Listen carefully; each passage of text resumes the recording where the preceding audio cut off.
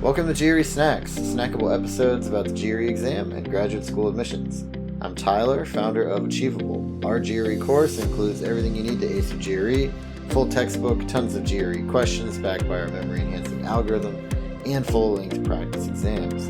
You can try it out for free for achievable.me, and if you like it, the code podcast will get you 10% off the $199 price at checkout. Also, if you have any questions or a topic you'd like us to discuss in a future episode, would love to hear from you, and you can contact me at tyler@achievable.me.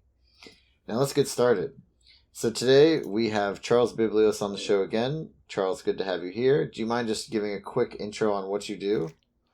Sure. My name is Charles. I run a little company called GMAT Ninja, badly named because we've actually been doing GRE longer than we've been doing GMAT. Also do LSAT and executive assessment. And I started teaching GRE back in 2000 or 2001. Been doing it more or less continuously since. And yeah, lots of time spent in testing rooms and multiple perfect scores, which sounds a lot less impressive if I tell you how long it took me to get one. Hey, I think getting a perfect score is always impressive, right? It's hard to After do. 10 years of teaching, so. Yeah. Yeah, at that point you're like, oh, I've got this down cold. So today, the topic that I thought was really interesting is for sentence equivalent and text completion on the GRE Verbal, vocab isn't your problem, and it's your process that's the problem. So if you care to explain, I'm quite curious about this one. So one of the things we hear all the time, students will come in and say, hey, my GRE Verbal score is not where I want it to be. I'm however far, 7 points, 5 points, 10 points away from my goal. And my vocabulary is really bad and I don't know what to do about it. So I spend an hour a day with GRE vocabulary flashcards. And it seems like that's the answer. And for the overwhelming majority of students, we tell them don't put the flashcards away. Don't waste your time memorizing vocabulary. Mm-hmm. The single biggest reason for that is that the mistakes we see that are really consequential don't come from missing vocabulary. It comes from a bad process. And what we see almost every single student that walks in the door that we work with one-on-one, almost every single student comes in the door and they read, we'll focus on text completion. They kind of read through the sentence quickly. And as they get to that blank, they start scanning through the answer choices and going, which one of these sounds good in there? And let's say that the question just has one blank and they kind of start scanning through and they start rereading the question, punching those words in and go, hey, which one of these do I like? And they go with the one that kind of sounds right to them and they kind of like it there. And sounds like a trap. Yeah, pretty much. And it's not to say, I don't want to make it sound like the GRE is out to get you, because that is by no means the intent. They're trying really, really carefully to build a test that's testing you on certain skills and yes, your vocabulary, but your ability to kind of put together a sentence that kind of matches the meaning of everything that's already in the sentence for you. They're trying to be fair. They're not trying to get you with traps, but yeah, it kind of is a trap in the sense. How do you make these questions hard? How do you make text completion hard? There's really two ways to do it. One is, sure, you can ramp up the difficulty level of vocabulary until your eyes bleed. That happens. That's a thing.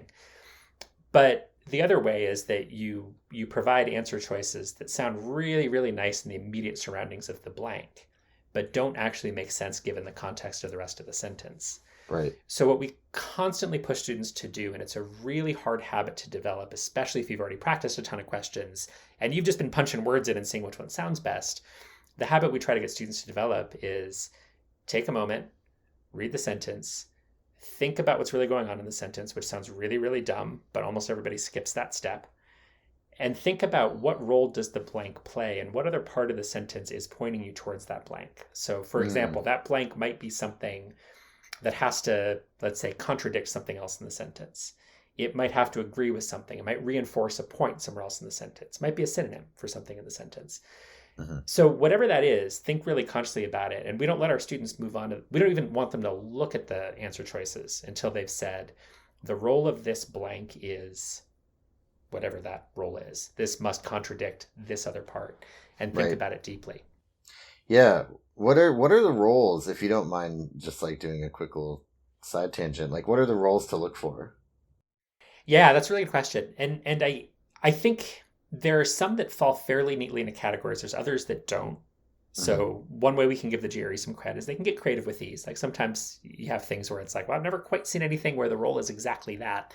But in most cases, you're going to have, I'd say a small majority of cases, it's going to contradict something else in the sentence. Mhm. It's going to support something. It's going to echo something.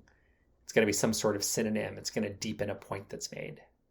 Usually those are the things you typically see, maybe 20 or 30% of the time, maybe a little less than that. They find a way to get creative and it's doing something else. But you can still pin it down. You can still pin it down to something and say, well, hey, here's the chunk of the sentence that this is related to. It qualifies it in some way. Well, what exactly does that mean? That one's a little more subtle. But you should be able to point to something else in the sentence and say, okay, the blank is going to perform some sort of function in relation to this other piece of the sentence. Got it. Okay. So the question I usually get when we say this to students, they'll usually say, okay, that sounds straightforward enough, and they practice it, and sometimes they really struggle to break their old habits, and sometimes they get it right away. But the pushback we typically get is, yeah, but there are still words I don't know. And unless your vocabulary is absolutely incredible, it's going to be the case for you, right? Yeah. I mean, the GRE vocab list is like, what, 1,500 to 2,500 realistically. It's mostly stuff that you'll never, ever see again. Yeah. And that's exactly it, Tyler. You nailed it. So yes, well, you're all else being equal. So if you give me two different GRE test takers and their reading skills are equally strong and their process, their approach to text completion and sentence equivalent is equally solid, they're doing exactly what we train them to do. Yeah, if one of them has a better vocabulary than the other, the one with the better vocabulary should do better, right? All else being equal. Now, the reason why we still, even though vocabulary matters, I'm not saying it doesn't, but the reason why we almost never tell students to study vocabulary really is twofold. One is that list of vocabulary words, whatever we mean by that list, right? You could see any word in the English language on your GRE, right? Anything's fair game. We compile lists. Many companies have compiled lists of hard vocabulary words that have appeared in GRE questions, and you end up with something like 1,000 or 1,500 or 2,000 words. How many of those are you going to memorize? How long is it going to take you to memorize those? Right. If you do memorize them, what are the odds you see them? If you do memorize it and you happen to see it, what are the odds that you understand the definition well enough to use it in context? So that's problem number one, is it's just this mountain of stuff. And when you think about the opportunity cost, what else you could do with that time? Right. That would be much more effective for you than trying to cram in a bunch of vocabulary words. It's not a winning strategy for most people. Secondly, it actually turns out that, so we're nerdy enough at GMAT Ninja that I actually went and dug up some of the studies on this. Vocabulary acquisition. And what's the best way to do it? Do you just memorize from a list, or do you do something else? For example, just read a lot. And that's how we typically acquire vocabulary. We talk to people, we read stuff, things sink in. Maybe we look up a word we don't know, try to figure it out from context. But it turns out when you just sit there and you memorize definitions, it doesn't stick. Your vocabulary can actually go down. There was a study done on, I want to say it was Chinese students who were trying to learn English. And they gave them 4 or 5 different vocabulary learning strategies. And the one that performed by far the worst, their vocabularies actually declined over time, was the group that sat there and just memorized off of flashcards. Because it's not how our brains work. It doesn't help create durable working memory. And when you see it in context, you might go, I've seen that word before, but can you do anything productive with it? The answer generally is not really, which is why we say to people it's a waste of time. The one big exception is if we have a student who, I had a student years ago, her quant skills were really weak. She needed months and months of work on them. She had a visual processing disorder where it was hard for her to get quant to stick. She was a strong reader, but she had to go over quant topics over and over and over again and reinforce them. And we knew that. She knew that from the start. We knew she'd be studying for 6 months for the GRE. And I said, well, hey, if you're commuting by bus or train or something, go ahead and sit there with your vocabulary app on your phone, because why not? That's not taking away from your other study time. Standing in line at the grocery store, knock yourself out.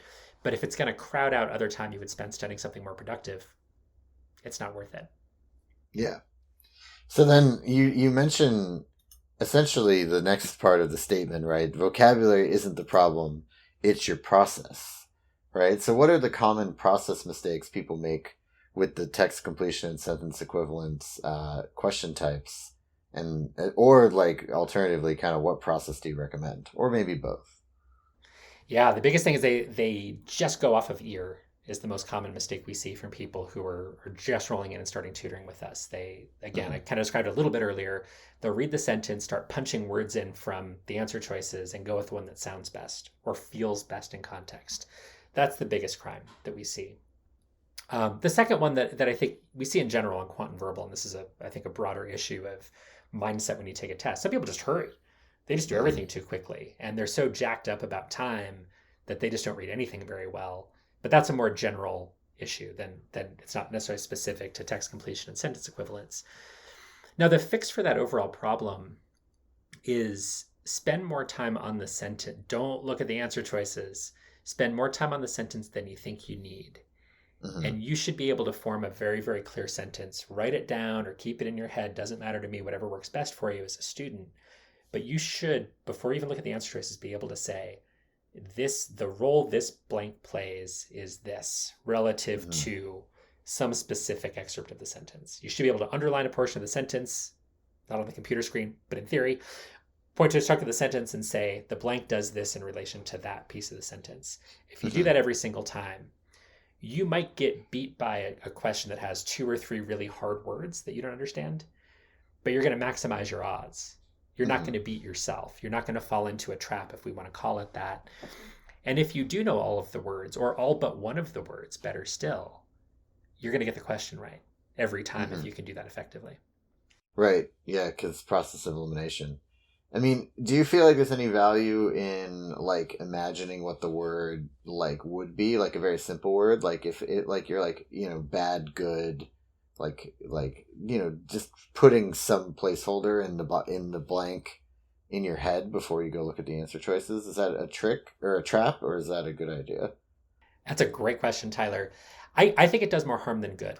Okay. Because when you try to reduce all of the subtlety of those questions, and one of the things that I think a lot of our students are tired of hearing me say is that these standardized testing companies, they spend thousands of dollars developing every individual test question. The amount of testing and editing and data collection that happens on these is absolutely astronomical. These are very, very carefully crafted questions. And I have all sorts of beefs with the GRE. We can rag on some of the things they do that I don't think are great, but the questions are very, very carefully constructed. And there's a lot of nuance to them. And if it was that easy that you could just say, well, in the blank goes a bad word or a positive word or a negative word, that's probably not a question that's going to cost $3,000 to develop, right? And we see that backfire on students all the time because you lose a lot of the richness. And there are very, very few words out there where some of those simple tricks, bad versus good, positive versus negative, really help you much. How many words in the English language are negative? Plenty of them. But the vast majority of words are neither negative nor positive. And if you get yourself anticipating something and going, oh, this is a positive thing that goes in here, you're going to start hallucinating meanings in the answer choices, and you're going to find an answer choice that you think is positive when it really has nothing to do with the rest of the context of the sentence. Okay. Yeah, so it really is focusing on the context and what that word is going to be doing in the sentence. Yep. And anticipation tends to hurt you. If you think of a word that should go there, then it becomes a lot harder just psychologically to read the answer choices that are there and really think about what exactly do they mean and what exactly do they do to this sentence, because you're jacked up about putting in the thing that is most like the thing you imagined. And there might be a whole ton of different words that could work in the sentence. And if you've anticipated one, it's actually a little bit more likely that you're going to fall into some sort of trap because you're looking for something that conforms to your expectation instead of taking the 3 or 5 answer choices or 6 answer choices they give you and picking the one, or in the case of sentence equivalence, the 2 answer choices that create a perfectly reasonable sentence. Yeah, that is always the key, is to create a perfectly reasonable sentence. I think that's a really good way of putting it. Well, great. This has been GRE Snacks, hosted by Tyler from Achievable with Charles Bibilos from GMAT Ninja joining us today. You can try our Achievables GRE course for free at achievable.me and use the code podcast to get 10% off at checkout.